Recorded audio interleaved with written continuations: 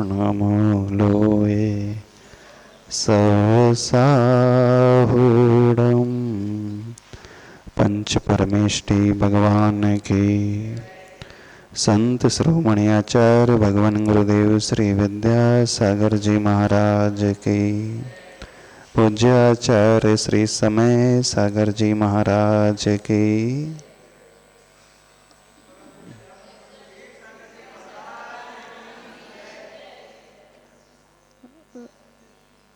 यह कुंतलगिरी सिद्ध क्षेत्र, जहाँ आचार्य प्रवर श्री शांति सागर महाराज जी ने उन 12 भावनाओं को जिया और जी कर के अपने अंतिम लक्ष्य को उन्होंने पाया। प्रसंग चल रहा है। इन 12 भावना में प्रथम भावना अनित्य भावना। हमने जानने समझने की कोशिश की। अनित्य भावना जो होती है वो क्या होती है, क्यों भावना पाई जाती है और इसका फल क्या प्राप्त होता है। अनित्य भावना का स्वरूप हम शास्त्रों के अनुसार यदि समझने की कोशिश करें, आचार्य प्रवर श्री पूज्यपाद स्वामी जी ने सर्वार सिद्धि ग्रंथ लिखा है। उस ग्रंथ में 9वें अध्याय की टीका करते हुए जहाँ 12 भावना का स्वरूप का वर्णन किया है, वे कहते हैं अनित्य भावना का चिंतन हम इस प्रकार करें कि जो जो भी हम संसार में पाते हैं वह सब कुछ नित्य नहीं है, छूटने वाला है। हमने क्या क्या पाया है इस संसार में रहते हुए, आप लोगों ने क्या क्या पाया है, उस दृष्टि से पहले समझने की कोशिश करें। अपनी जीवन यात्रा की शुरुआत करें आप।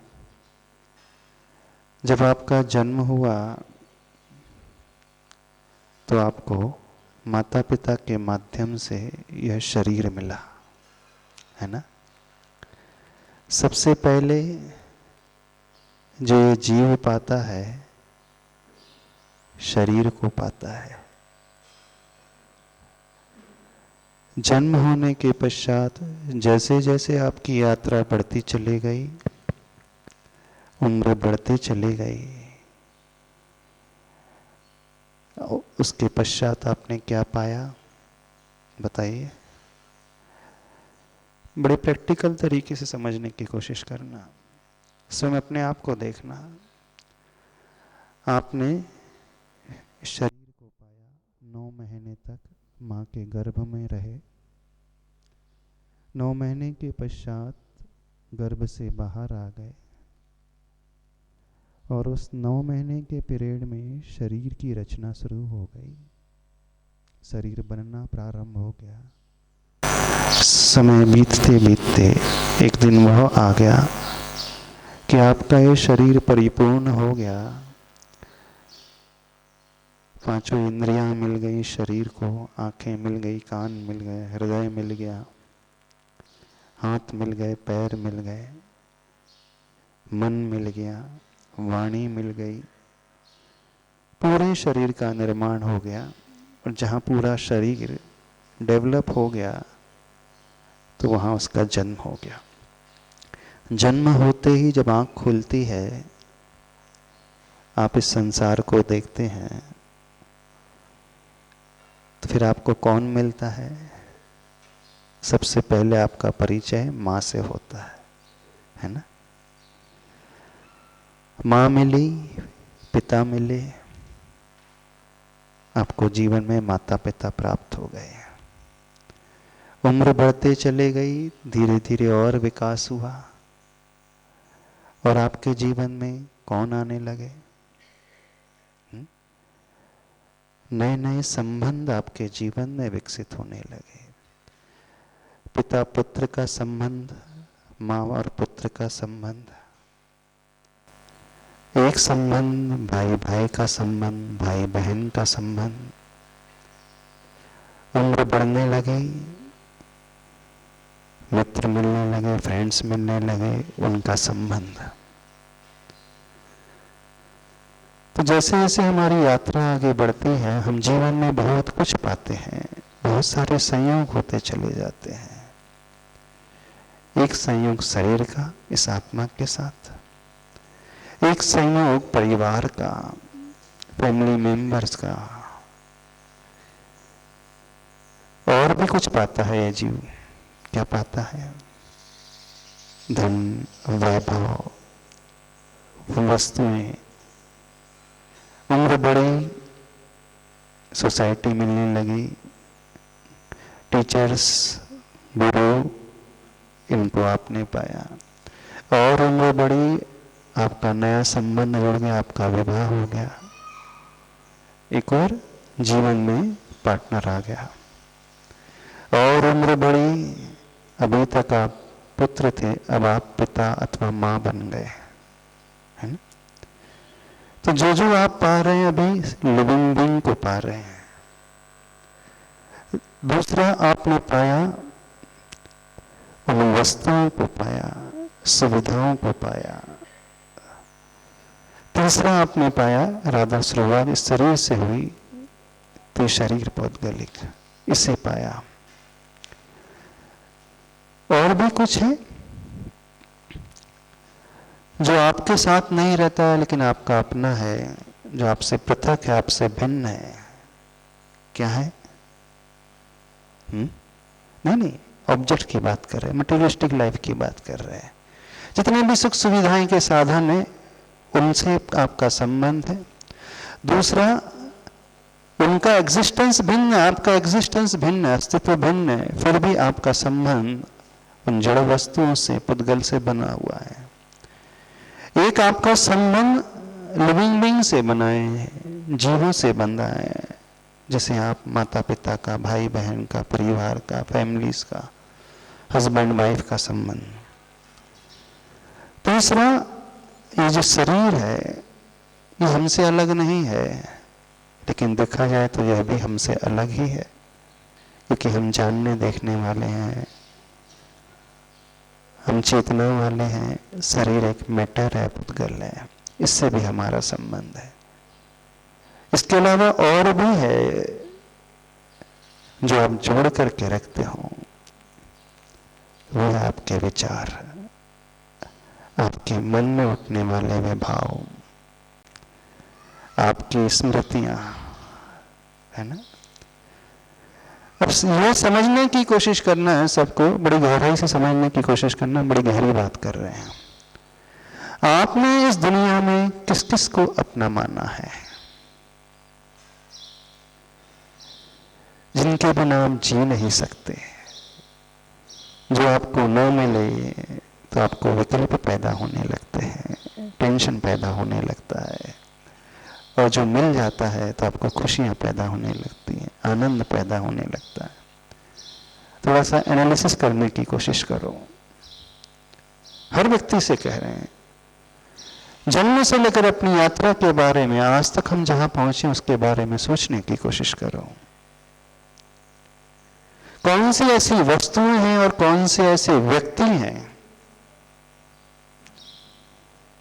जिनसे आपको खुशियां मिलती हैं और जिनके अभाव में, वियोग में आपको दुख मिलने लगता है। उसे देखने की कोशिश करो, समझने की कोशिश करो। वे हमसे भिन्न अस्तित्व लिए हुए, फिर भी हम उन्हें अपना इतना गहरा मान लेते हैं, इतना लगाव लगा लेते हैं। वो ना मिले, वो व्यक्ति नजर ना आए अथवा वस्तु ना मिले तो व्यक्ति ऊपर नीचे होने लगता है। तो एक हो गया लिविंग बीइंग और एक हो गया नॉन लिविंग बीइंग। एक हो गया जीव, जिनसे आप बोलते हैं, हंसते हैं, खिलते हैं, मिलते हैं, भावों को शेयर करते हैं, जिनके प्रति आपका अपनापन का भाव है। और दूसरा, जड़ वस्तुएं, उसमें सारी सुख सुविधाएं के साधन, भोजन, पानी, सोना, चांदी, रुपया, पैसा, घर, मकान, प्रॉपर्टीज, बैंक बैलेंस, ये सारी की सारी सुविधाएं, दो चीज हो गई। तीसरा ऐसा है जिससे हमारा संबंध, ये हमारा शरीर है। और अगर शरीर सबसे पहले मिलता है, संबंध बाद में स्थापित होते हैं। इस शरीर को लेकर के विकल्प, अन्य वस्तु को लेकर के विकल्प, अन्य व्यक्ति को लेकर के विकल्प, तीन चीज हो गई। और एक चौथी चीज होती है, वो हमारे परिणाम, हमारे भाव। भाव अच्छे भी होते हैं, भाव बुरे भी होते हैं। कषाय के भाव भी, निर्मल परिणाम भाव भी है। जो हमारे ही मस्तिष्क से उठने वाले विचार हैं, हमारे ही माइंड में पैदा होने वाले भाव हैं। और हर एक इंसान के जीवन में चार कैटेगरीज होती हैं। इन्हीं चार कैटेगरी के वो इर्द गिर्द घूमता रहता है, इसके अलावा और कोई नहीं होते। जिनसे भी आपको सुख मिलता है अथवा आपकी मान्यता है वो हमें सुखी कर रहे हैं, अथवा जिनसे आपको दुख उत्पन्न हो जाता है, आप कुछ भी उठा करके देख लो, इन्हीं चार कैटेगरी में वो चीजें आएंगी। पांचवी कोई नहीं होती है। होती है इसके अलावा कुछ? सोचो आप लोग। हाँ, यदि हम शास्त्र की भाषा में बात करें तो व्यवहार से हम उसे अपना मान लेते हैं। जो हमारा है ही नहीं, क्योंकि हमारा अस्तित्व भिन्न है, उसका अस्तित्व भिन्न है। जो सेपरेट अस्तित्व लिए हुए हैं वो अपने कैसे हो सकते हैं? अब इन्हीं मान्यता में जब हम जीते हैं, इनको जब हम बहुत ज्यादा अपना मानने लगते हैं, इनसे बहुत ज्यादा जब हमारा अटैचमेंट होने लगता है, तभी से हमारे जीवन में अप एंड डाउन्स शुरू होते हैं। या तो राग का भाव पैदा होगा अथवा द्वेष का भाव पैदा होगा, संकल्प विकल्प पैदा होंगे, ये सारी बातें पैदा होती हैं। दुख भी पैदा हो रहा है, सुख भी पैदा हो रहा है। इन्हीं चार कैटेगरीज में आने वाले ये तो जीव होते हैं या वस्तु होते हैं। अब जब ये हम नहीं प्राप्त कर पाते हैं जिसे हम अपना मानते हैं, तो क्या होता है बताओ? शरीर मिला है आपको और शरीर में कोई रोग आदि होने लगे तो टेंशन होने लगता है। टेंशन होता ही व्यक्ति को तब है जब उसे खोने का डर होता है। जिसे उसने जोड़ करके रखा है, जिसे उसने अपना मान करके रखा है, जिसके प्रति ममत्व का भाव है, और वह वस्तु अथवा व्यक्ति वियोग को प्राप्त होने लगे, दूर होने लगे, छूटने लगे, तो क्या पैदा होने लगता है? विकल्प पैदा होने लगता है? नहीं होता। आपको सोना चांदी ना मिले, पैसा ना मिले, प्रॉपर्टीज ना मिले, कम मिले तो टेंशन होने लगे। एक विकल्प होता है जड़ वस्तु को लेकर के। कैटेगराइज करो, अपने अपने विकल्प को देखने की कोशिश करो। हमें विकल्प सबसे अधिक किस कैटेगरी में हो रहा है? कल हमारे पास एक व्यक्ति आया, बोला महाराज जी मैं डिप्रेशन का शिकार हो गया हूँ, बहुत परेशान रहता हूँ, मुझे बहुत भय लगता है, अंदर से बहुत डर लगता है, मैं कर पाऊंगा नहीं कर पाऊंगा। बहुत सारे लोग ऐसे परेशान हैं। उसका समाधान आज बताते हैं हम आप लोगों को। पहले अवेयरनेस अपने भीतर लेकर के आओ, ये समझ अपने भीतर लेकर के आओ कि हमें विकल्प किस कैटेगरी में सबसे अधिक होता है। बताइए, आप लोग बताइए।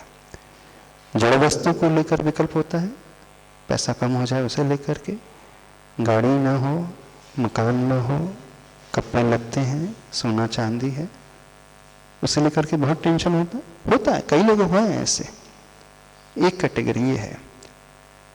लेकिन जहां तक हम समझते हैं दूसरी कैटेगरी अन्य जीवों को लेकर के विकल्प होता है ना, संबंधों को लेकर के विकल्प होता है, जिनसे आपकी आत्मीयता है, जिनसे आपका जुड़ाव है, पत्नी पति का, बच्चों के साथ, इन लॉज के साथ, माता पिता के साथ, मित्रों के साथ। तो जड़ वस्तु के कंपैरिजन में इनसे अधिक विकल्प होता है। आप किस सोच वाले हैं बताइए, हम थोड़ा समझ तो लें, कौन सी सोच वाले हो? आपको टेंशन पैसों के कारण हो रहा है कि व्यक्ति के कारण हो रहा है? व्यक्ति के कारण हो रहा है कि व्यक्ति को खोने के भय के कारण हो रहा है?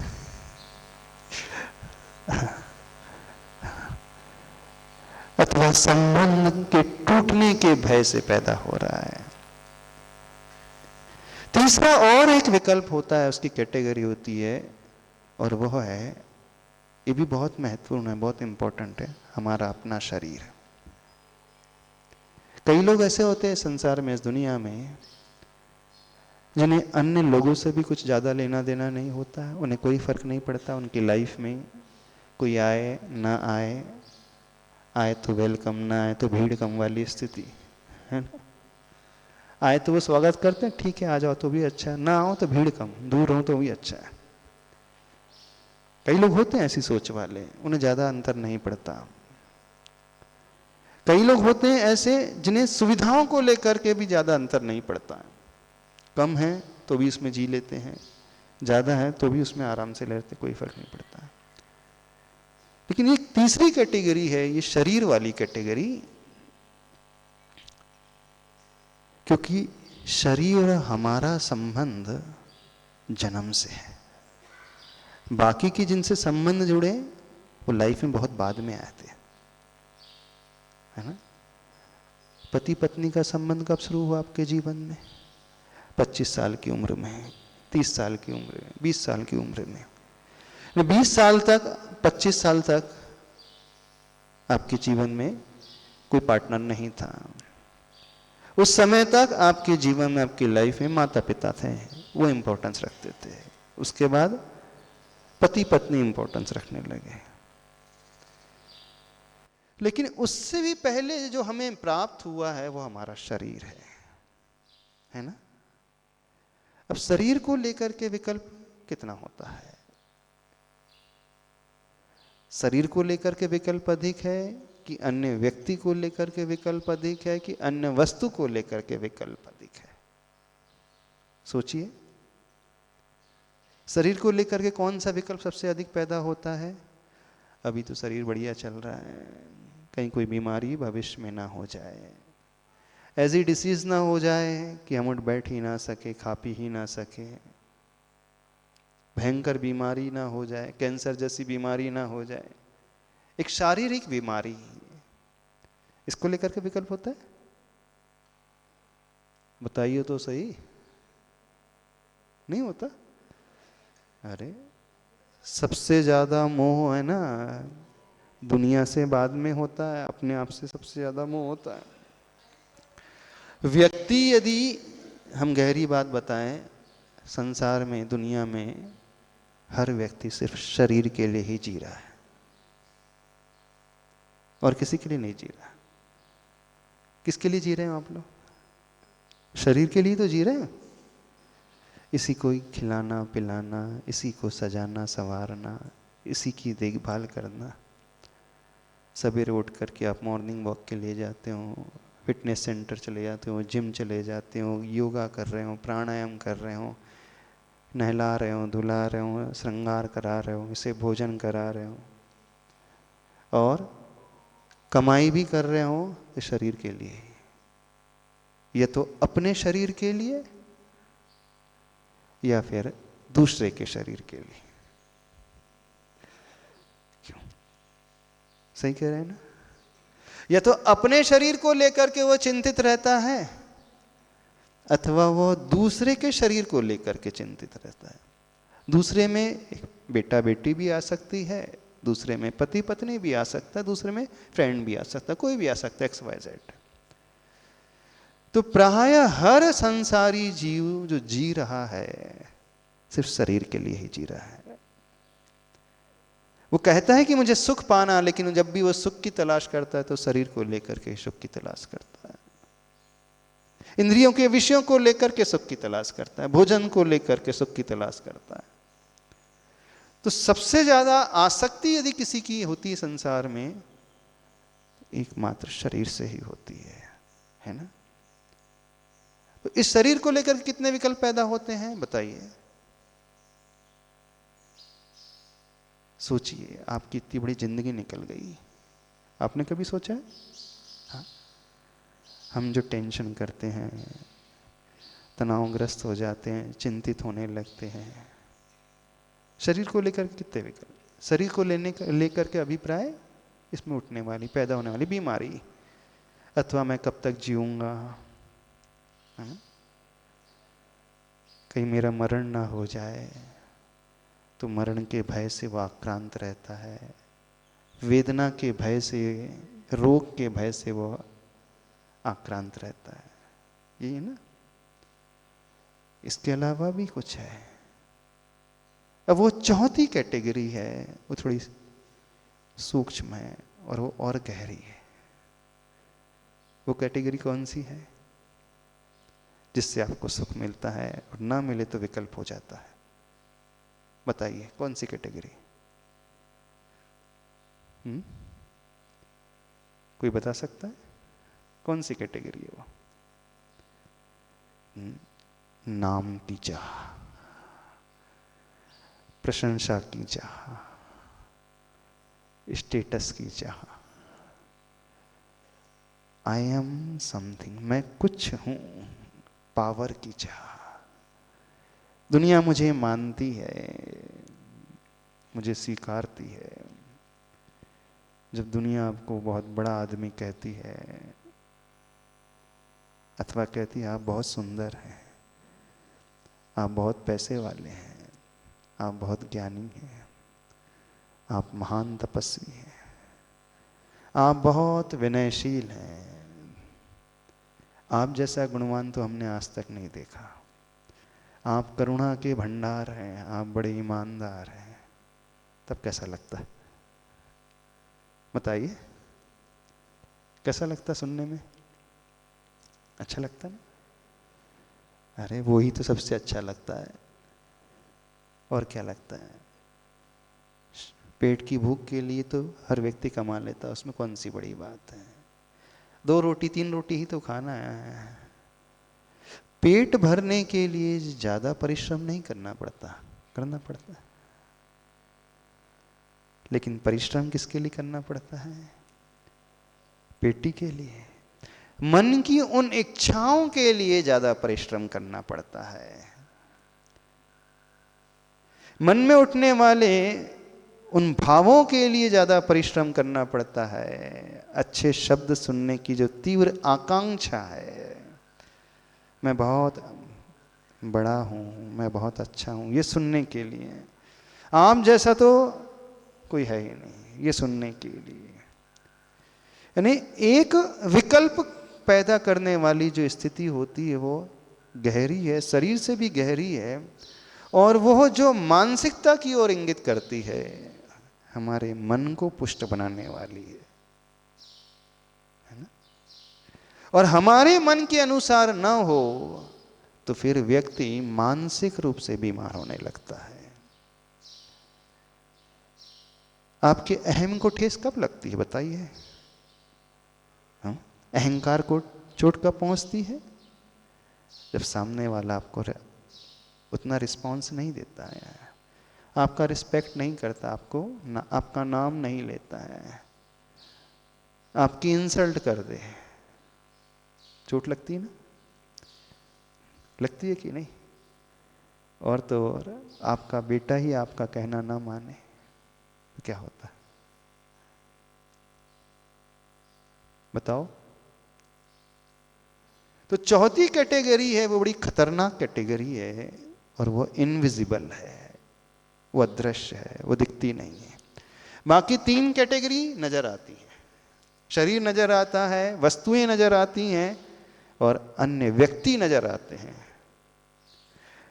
लेकिन जो चौथी कैटेगरी है वो हमारे ऊपर आधारित है, और वो मन में उठने वाली वो परिणति है, वो भाव है, वो हमारे ईगो को जो सेटिस्फाइड कर दे, अहम को पुष्ट कर दे। अथवा मन में एक भूख होती है प्रशंसा को सुनने की, होती है कि नहीं? अरे अच्छों को होती है, ख्याति पूजा लाभ की भूख तो बड़े बड़े महात्माओं को भी हो जाती है। बड़े बड़े विद्वान भी इससे बच जाएं, बहुत दुर्लभ है, दुर्लभ है ना।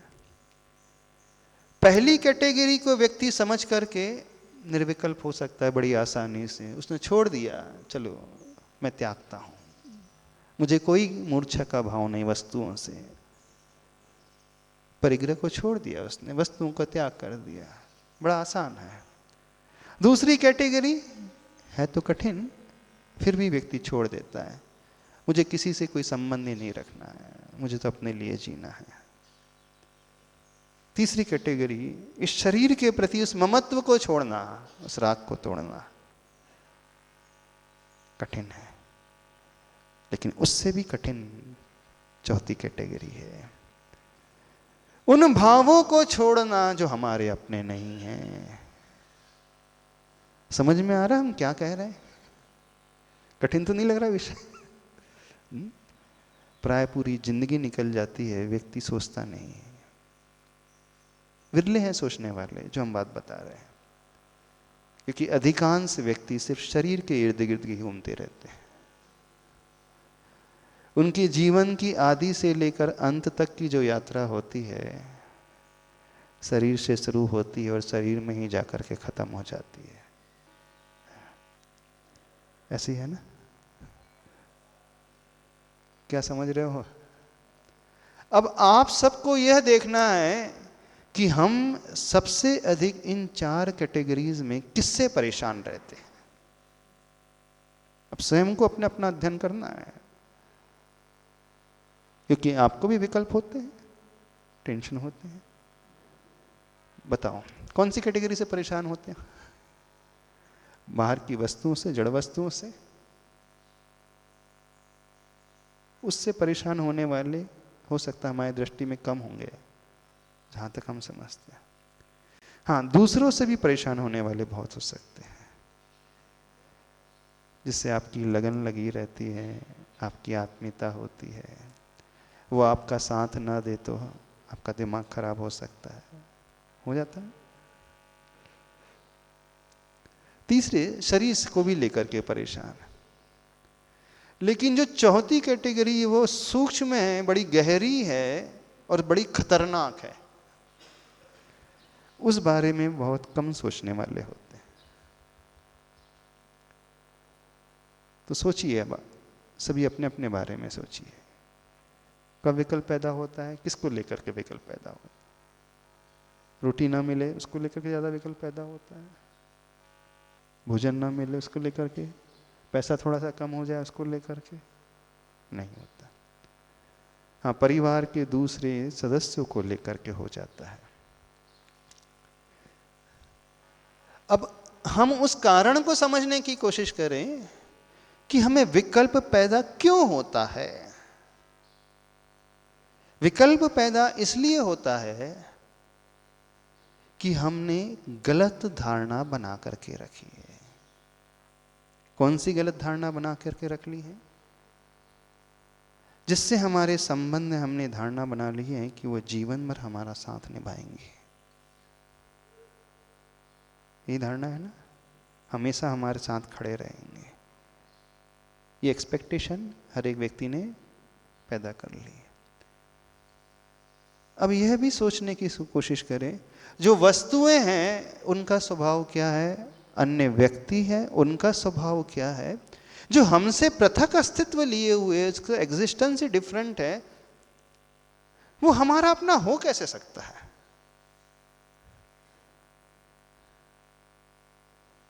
जहां शरीर भी हमारा अपना नहीं है, जहां हमारे मन में उठने वाले विचार भी हमारे अपने नहीं हैं, छूटने वाले हैं। तो एक सबसे बड़ी भ्रांत धारणा जो बैठा करके रखा है हर इंसान, उसने अनित्य में नित्य की कल्पना कर ली है। कौन सी कल्पना कर ली है? जो छूटने वाला है उसमें उसने परमानेंट मान लिया है। परमानेंट इन द सेंस, जब तक मैं हूं तब तक तो वो साथ देगा। आपकी परमानेंट की डेफिनेशन ये है। नहीं, आप भी ये कहोगे हम परमानेंट नहीं मानते। हर इंसान ये कहता है कि हम भी जानते हैं संसार में जो जो आता है उसको तो जाना ही है, जाना है ना।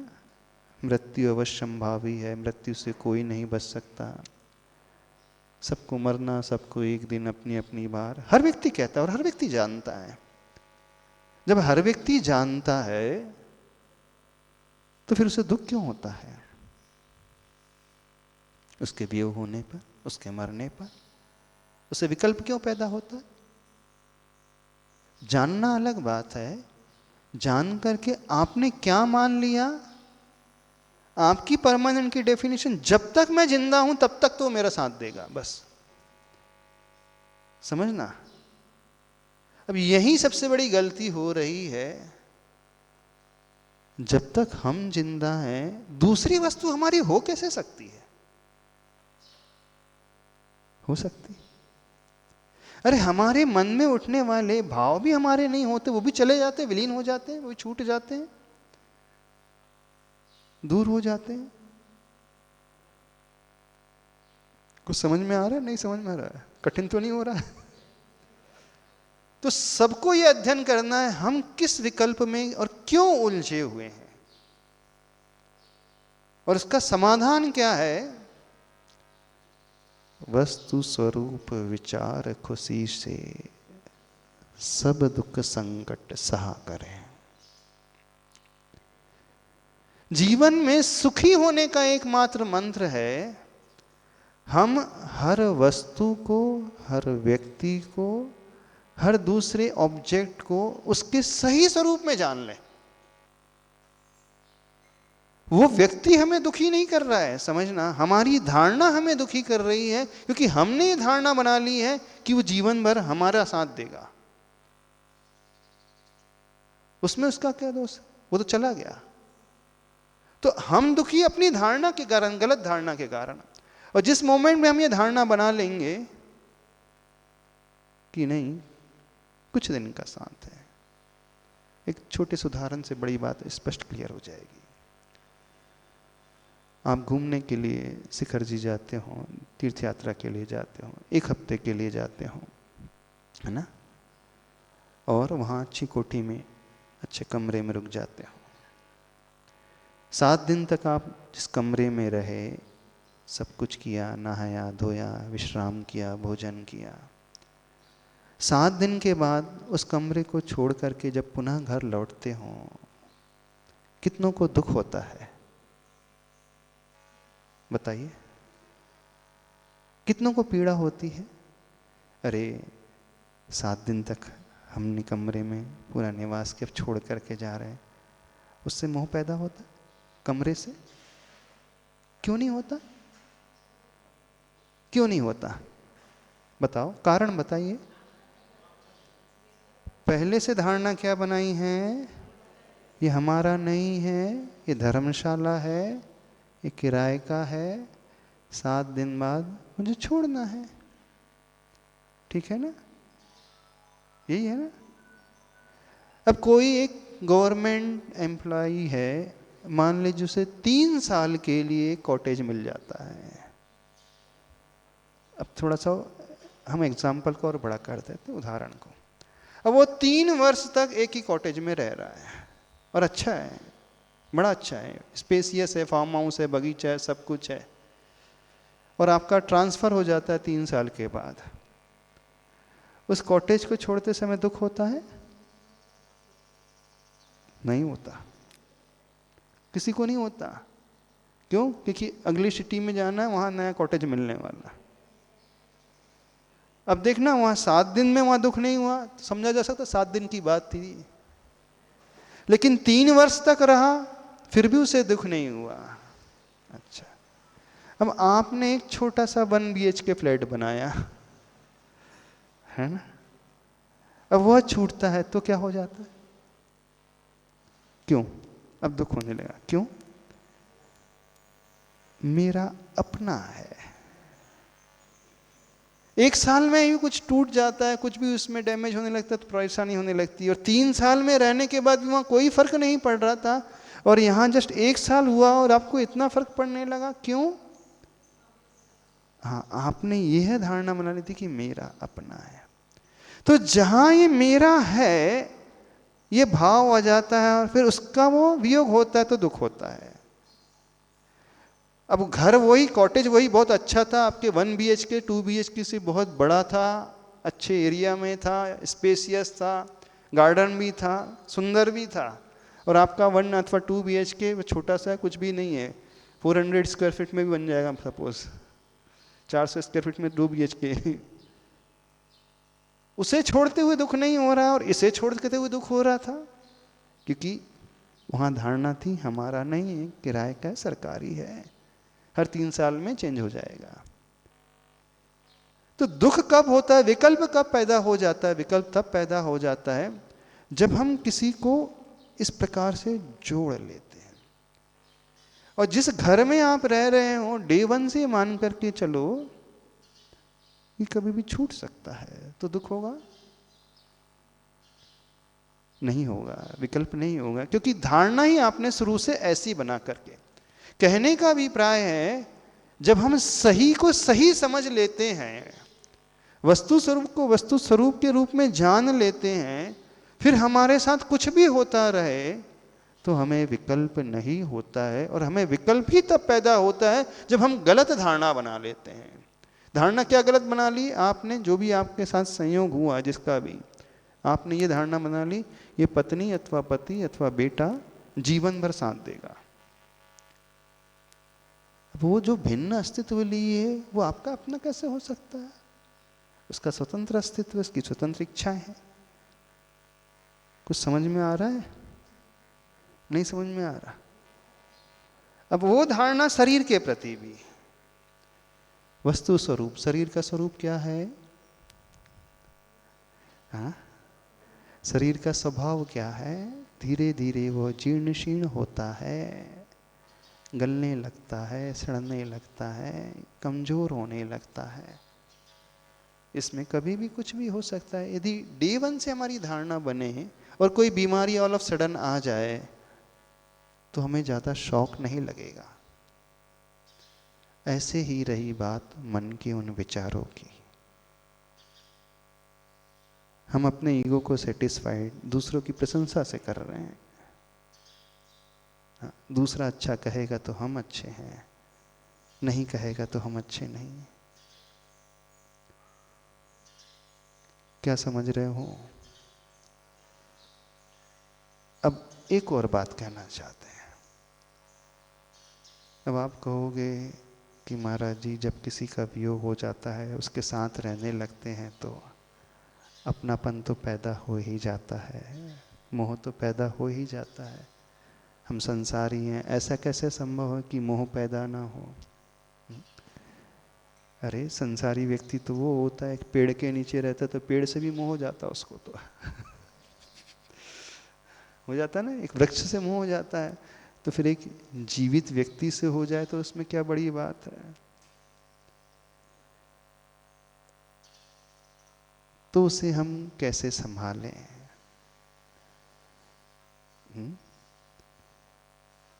कैसे हम अपने परिणामों को संभालें? कैसे हम अपने विकल्पों को संभालें? अब यहां पर इस अनित्य भावना का चिंतन करना है। उसको संभालने का तरीका अनित्य भावना के साथ साथ नित्य भावना का भी चिंतन करना है। क्या है अनित्य भावना? क्या कहती है? ये शरीर भी छूटने वाला है, ये भी नित्य नहीं, अन्य व्यक्ति का भी वियोग होने वाला है, वो भी जल के बुलबुले के समान मिटने वाला है। जड़ वस्तु है उनका भी क्षरण स्वभाव है, वो भी वियोग को प्राप्त होने वाला है। यानी जो जो भी बाहरी संबंध है, चाहे वस्तु से हो, चाहे व्यक्ति से हो, चाहे शरीर से हो, चाहे मन में उठने वाले उन विचारों से हो, सब उस बिजली की चकाचौंध की भांति हैं, अथवा अंजलि में आए हुए उस जल की भांति हैं। अंजलि में जल आया, रुक नहीं सकता, बूंद बूंद करके रिस जाएगा, है ना। और रिश्ता क्या होता है? रिश्ते की परिभाषा क्या है? अच्छा सी बड़ी अच्छी बात कहते थे, रिश्ता अर्थ वही है जो हमेशा रिश्ता रहे, है ना। रिश्ता यानी आपके संबंध, और रिश्ना मतलब बूंद बूंद करके समाप्त होना। तो रिश्ता का अर्थ क्या हुआ? रिश्ता क्या होता है? जो हमेशा रिश्ता रहता है, यानी छूटते रहता है, समाप्त होते रहता है। जो इसे समझ लेता है वह फिर उन रिश्तों में रिश्ता देखता हुआ विकल्प नहीं करता है। उन रिश्तों में रिश्नापन का भाव देखता हुआ वह निर्विकल्प रहता है। इसका अर्थ है कि उसने उस वस्तु के स्वरूप को पहचान लिया। किराए की उस धर्मशाला को छोड़ते हुए इसलिए उसका विकल्प नहीं हो रहा था, क्योंकि उसी मोमेंट से पता था कि 3 दिन के बाद मुझे छोड़ना है, 3 वर्ष के बाद इस कॉटेज को छोड़ना है। तो उसका उपाय है, जिससे हमारा संबंध हुआ है, उसी डे 1 से यदि हम समझ लें कि इतने समय से लेकर इतने समय तक ये कभी भी छोड़ करके जा सकता है अथवा छूटने वाला है, तो विकल्प होगा। धर्मशाला को छोड़ते समय तो नहीं हुआ था, नहीं हुआ था ना, क्योंकि आपकी प्रारंभ से ही धारणा थी 3 दिन 3 वर्ष के लिए ही है। संबंध आपने जो बनाया है, ठीक है, उसकी रेंज 0 to 30 ईयर्स कभी भी हो सकती, 0 to 50 ईयर्स कभी भी कितनी भी हो सकती। कठिन है थोड़ा सा, कठिन है थोड़ा सा। समझो, आप अपने विकल्पों के कारण को समझने की कोशिश करें।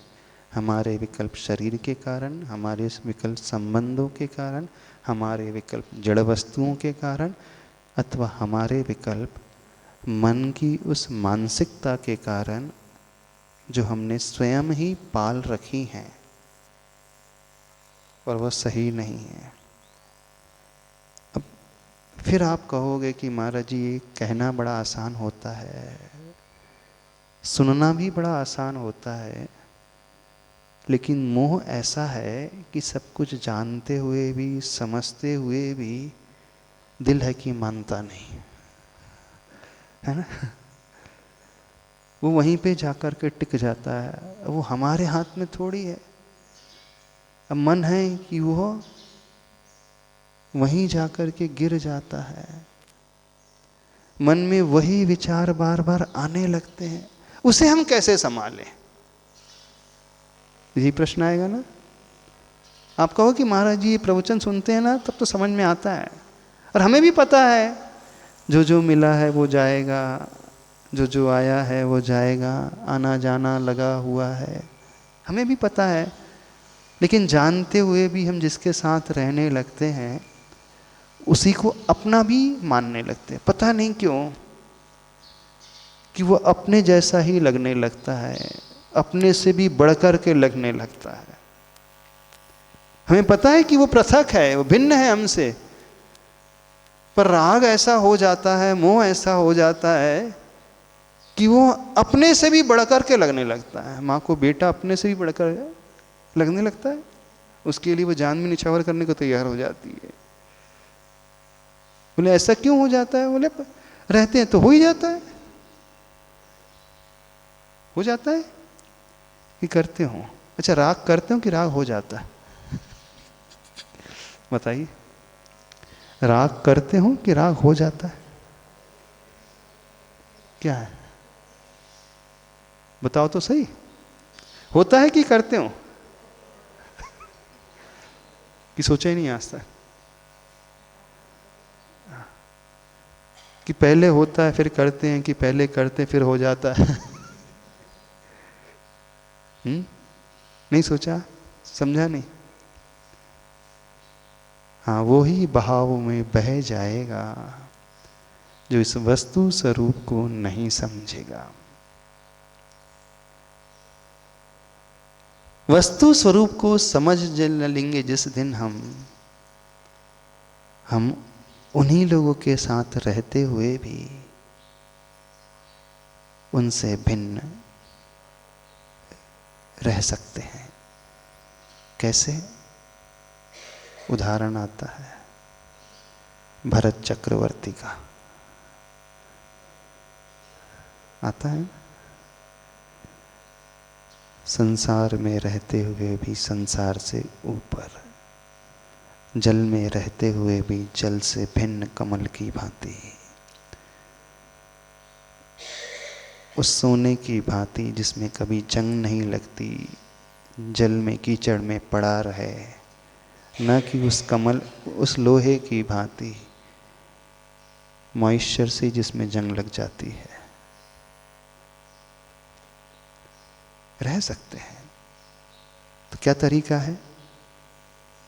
अब इस तरीके को कल बताएंगे कि परिवार में रहते हुए भी, सब लोगों के साथ रहते हुए भी हम उन विकल्पों से बच करके रहें।